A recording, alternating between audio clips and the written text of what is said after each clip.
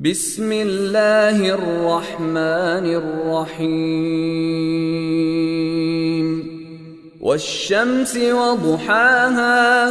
والقمر إذا تلاها والنهار إذا جلاها والليل إذا يغشاها والسماء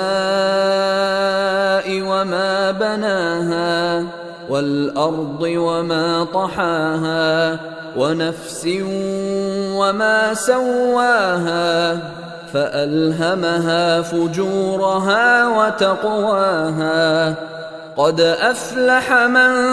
زكاها وقد خاب من دساها كذبت ثمود بطغواها إذ انبعث أشقاها فقال لهم رسول الله ناقة الله وسقياها فكذبوه فعقروها فدمدم عليهم ربهم